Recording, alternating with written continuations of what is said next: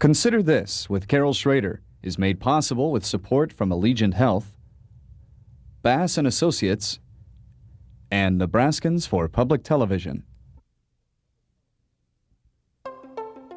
Consider This with Carol Schrader, a news and information program recorded on the campus of the University of Nebraska at Omaha.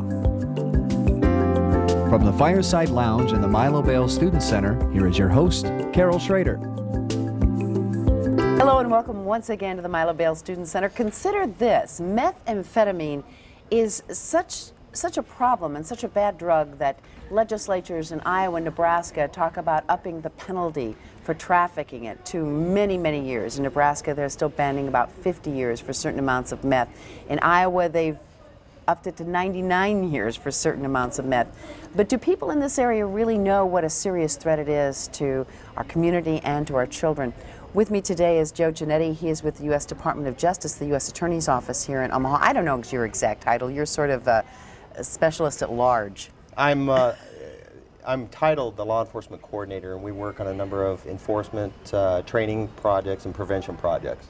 Also with us today is Susie Dugan, a familiar face, fighting the good fight many years with Pride Omaha, Inc., and we welcome you here. And we've gotten to know the word methamphetamine. It was something we couldn't even pronounce a few years ago, I mean, to say it.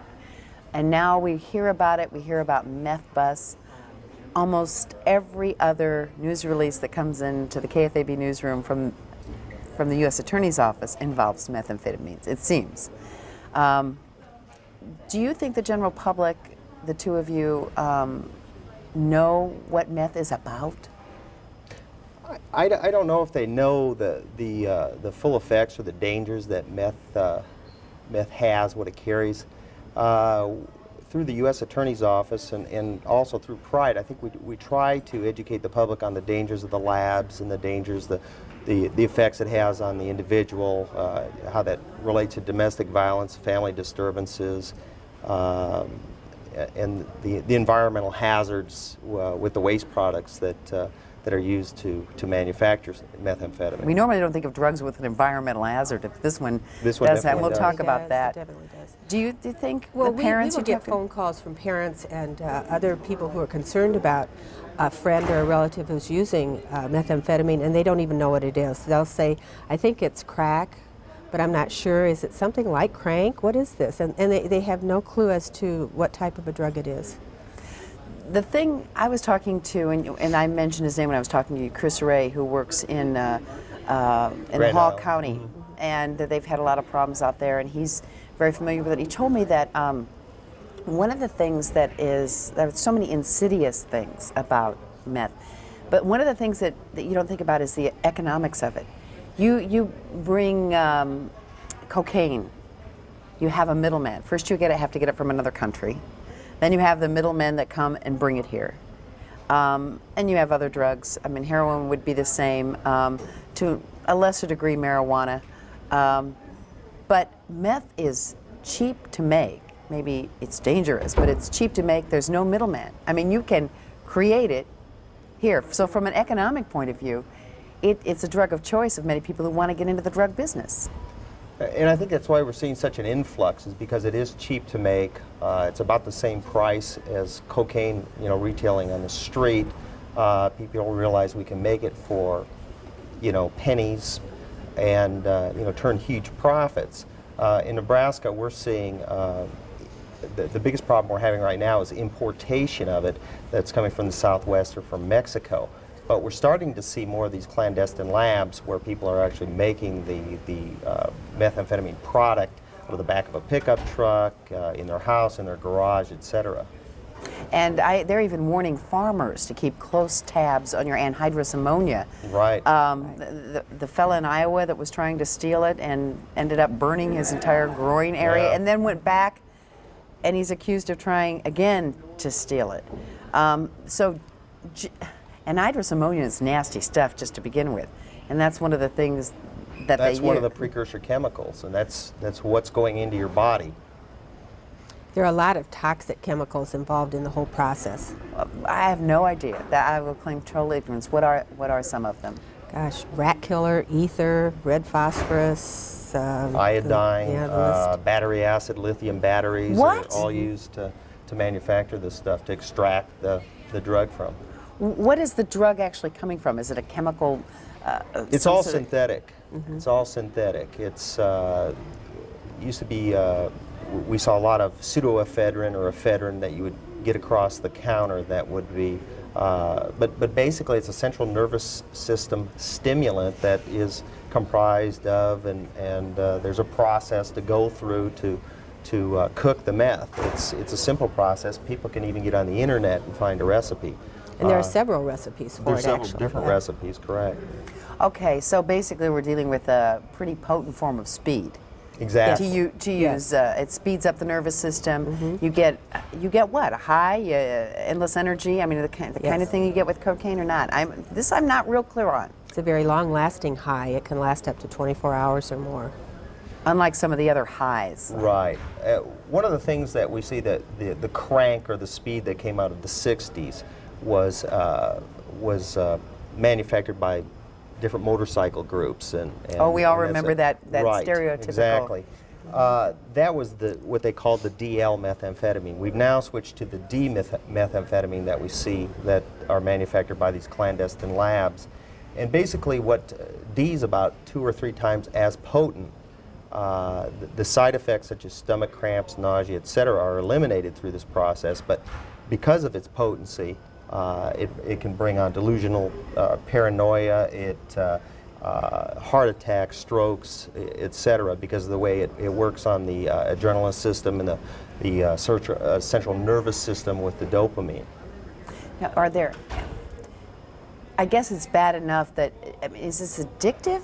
Like we Highly know addictive. heroin is. The body craves it. After it's depleted.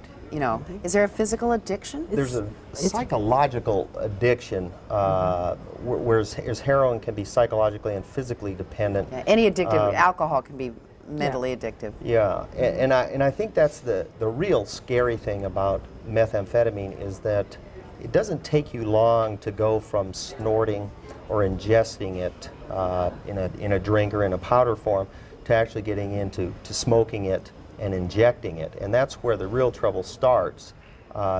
People are seeking that ultimate rush and high, and they get into the binge use and then the heavy use, and we're seeing just some real problems in treatment.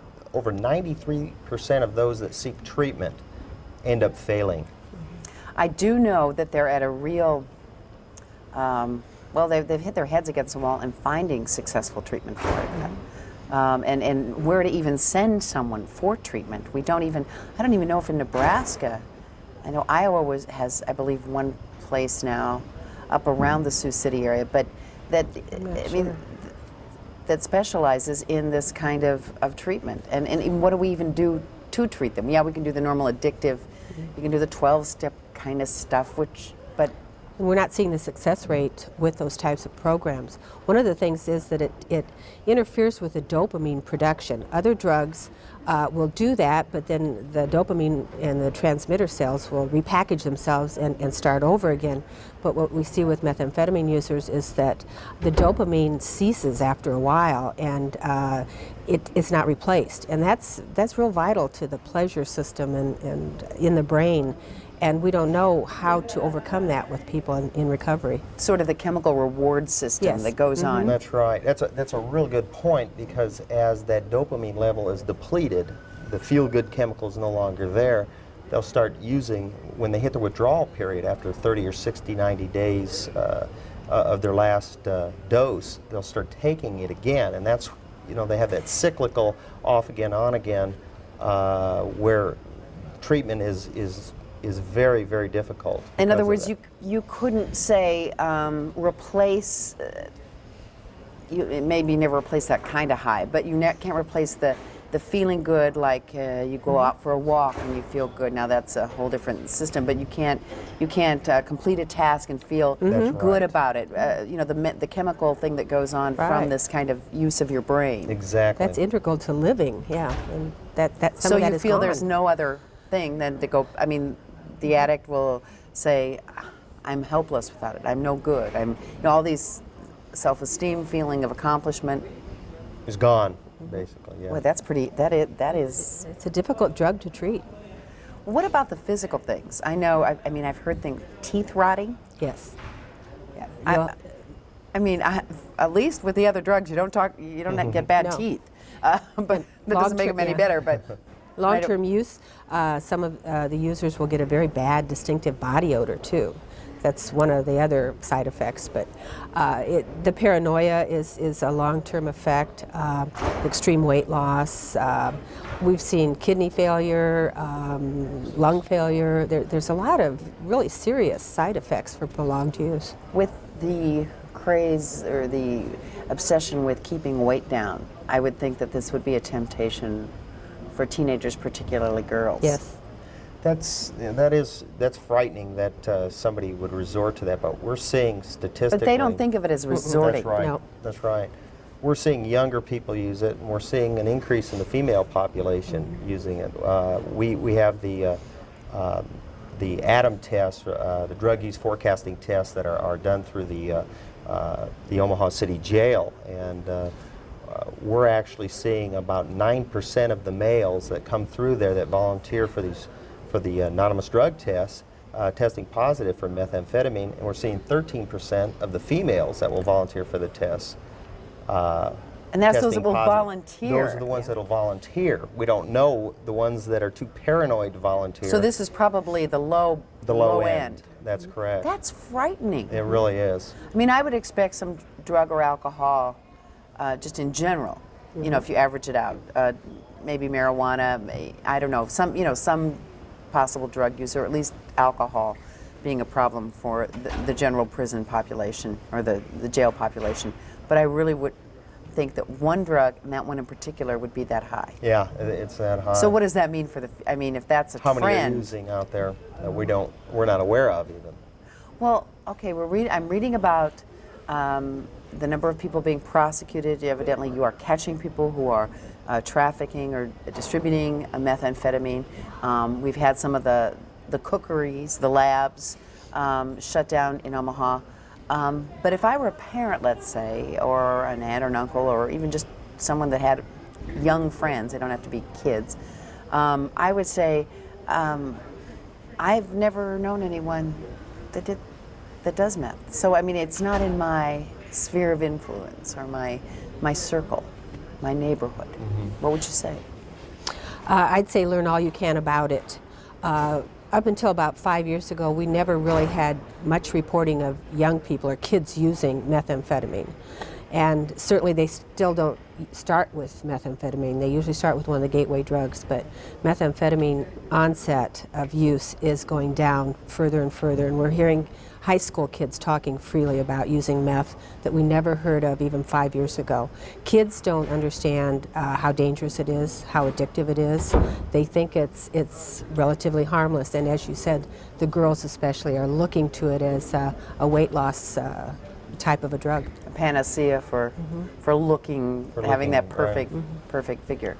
And we have a number, both Pride and the U.S. Attorney's Office have a number of videos and pamphlets and informational public service announcements on tape that we can provide to anybody that desires them. Are these fairly hard-hitting, or is this kind of namby-pamby stuff? No, they're hard-hitting. I mean, we have some real gut-hitting testimony from young people, teenagers, talking about what meth has done to their lives. Are the schools using this? Are the schools? I mean, the schools they do a really good job at what they do, but you know, bringing some of that stuff into school sometimes, depending on who's running the school, who the principal or the counselors are, feel that that's an admission, there's a problem, and schools don't, you know. They're starting to come around a bit. We did a Life or Meth campaign kickoff last March, and at that time distributed our Life or Meth brochures, our posters, and showed some of the public service announcements. And we're getting invited back more and more to individual schools within the systems. And we do a lot of Rotary and Chamber of Commerce presentations, and so we're trying to hit the schools and the adults. So people are starting to ask for the information, which is good, rather than you having to go We're getting a lot knock more on requests. doors as you did in the beginning and sort of say, hey, we've got this stuff here, Right. and we think it's a problem, or is it going to be a bigger problem? What about the issue of stereotypical who is a meth user? I know, particularly crack cocaine, and not just the regular cocaine. I don't know if you call it regular, but the crack cocaine. There was, the stereotype that, well, that's something you would find only on Omaha's north side. That was preferred by the African American population. And then, of course, we have the whole denial thing that only in poorer parts of town do they do certain kinds of drugs. Is there any profile? You said girls are increasingly. Or is it pretty much across the board? It's across the board. It really is. It's pretty much across the board. Where it used to be a lower class drug. Well, we have the stereotype of the biker, Right, exactly. biker babes, biker guys. Yeah, it's becoming, we're seeing that the general population of the drug user, methamphetamine users, 20 to 39 years old, probably at least 3/4 fall into that age category, and it's becoming more of a middle class, a lot of the middle class population starting to use. We always seem to go through, with anything, whether it's shoes, jeans, drugs, the trendy drugs. Has it reached that point, or is it just kind of in the mix? If it's out there, if it's available, they'll find people to buy it, or has it gone through trendiness, or do you see it becoming that more trendy? I see it hate to use becoming- that yeah. word because that means an acceptance, but I can't find another word. I see it becoming entrenched a lot, mostly because of availability and because of the low price. It's relatively cheap and accessible. I'm not seeing the use decrease. Maybe you. No, we're not seeing more the to- use at all decrease. We're seeing more people trying to get into treatment. We're seeing probationers and those that are going through the jails, a higher percentage of dirty urinalysis. I think the one thing about meth is we haven't seen the glamorization that we saw with cocaine. Well, maybe that's some good news. That is some good news, I think. It's not being portrayed in movies or television that, this is, Club 54, let's snort up in the bathroom, isn't this cool? I think people are really realizing this is some really dangerous stuff with some long-term effects, and there's not a need to glamorize it because there's nothing glamorous about it.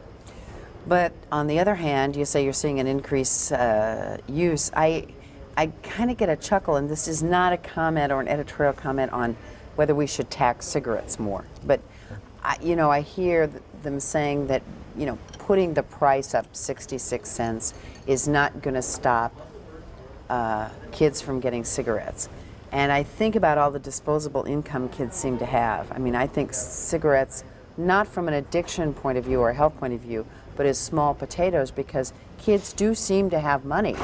And we're worried about, $2 a pack, and that keeping kids from smoking. They have a lot of disposable income, and I don't, raise the bar. You might not have drugs as often as you have a cigarette, but money doesn't seem to be.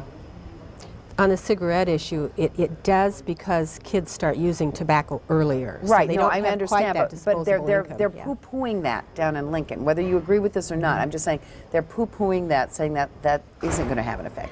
But the research shows that it does. Right, I know So, that, yeah, but right.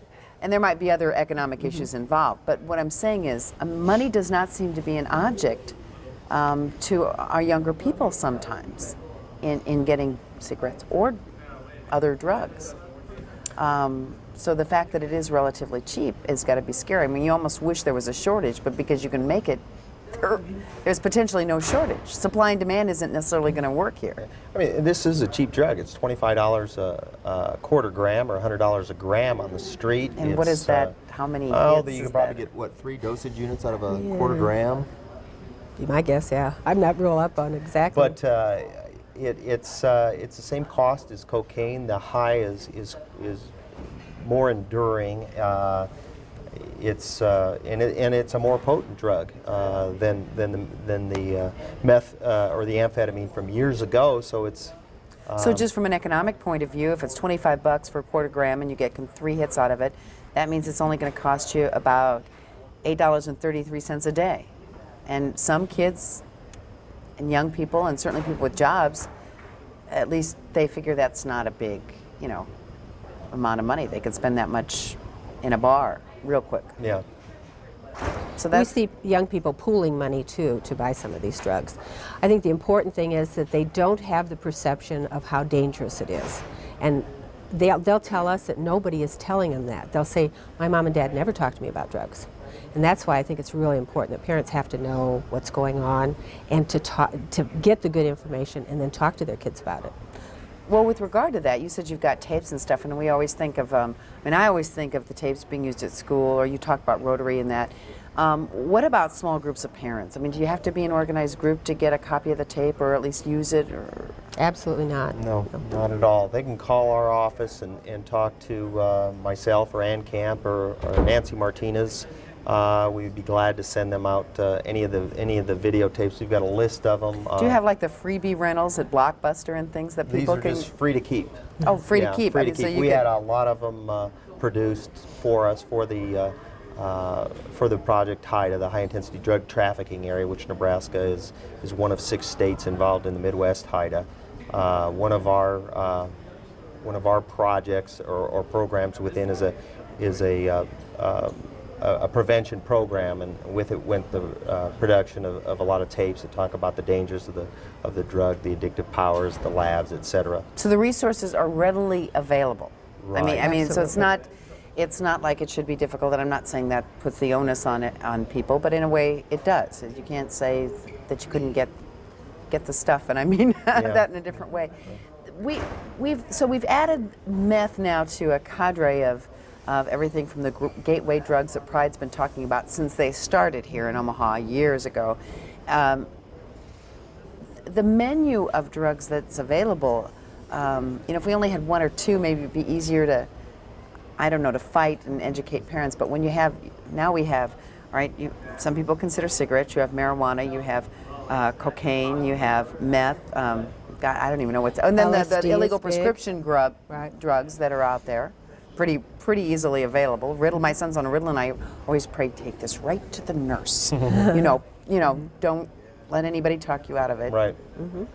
So I mean, there is a lot of stuff out there.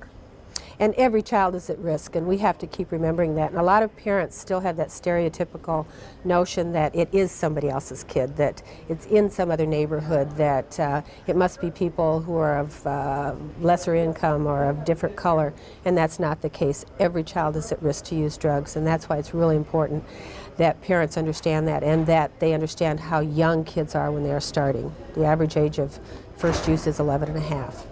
Now, I know Pride has always heard firsthand because a lot of parents have used that as a resource, and you get a lot of firsthand stories from parents.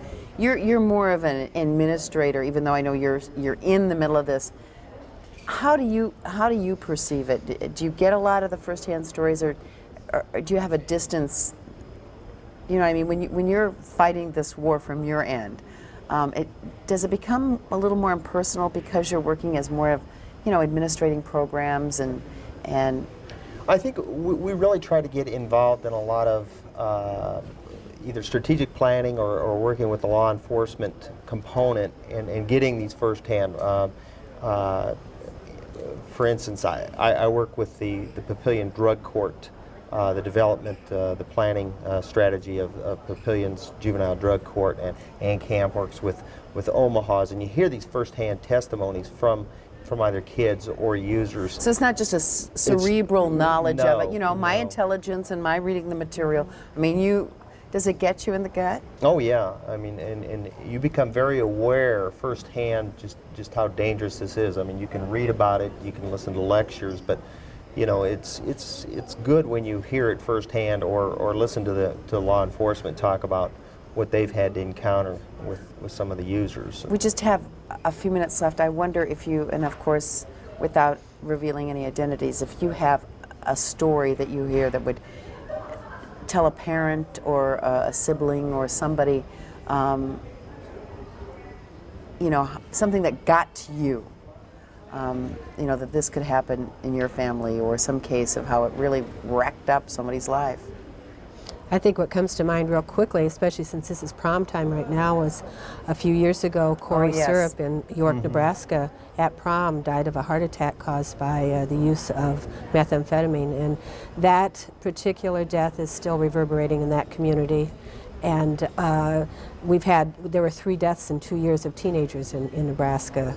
And I think we have to keep remembering how vulnerable all kids are. And you see it all the way from McCook to Sydney to, Omaha.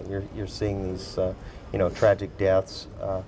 And like you touched on earlier, I think it's important to realize that most of the time nobody jumps right into methamphetamine, and there are gateway drugs, whether it's alcohol, marijuana, and then on for that bigger high. And so people have to be mindful and not, it's only alcohol, it's only marijuana, because most people don't jump into it. And there right are away. still, Pride has been fighting, Project Action Mile fighting that whole thing of, well, as long as they're drinking in my house. I mean, there is no, for a kid especially, no safe I've got a level. 14-year-old boy, and sometimes I say, it's raining outside, can you come in? No, I mean, and he's a great kid, but you know what I'm saying?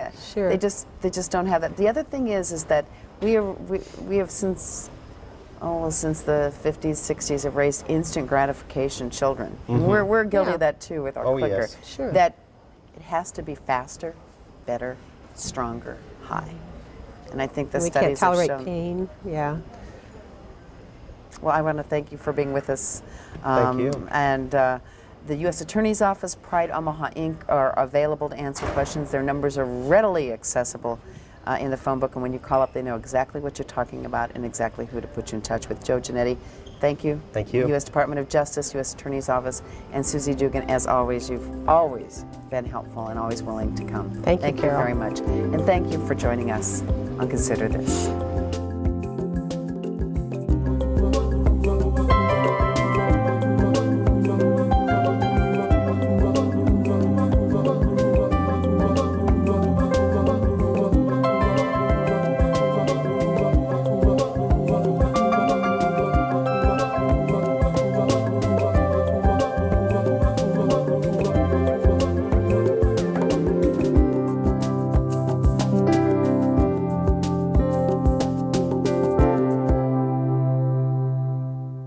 Consider This with Carol Schrader is made possible with support from Allegiant Health and Bass & Associates.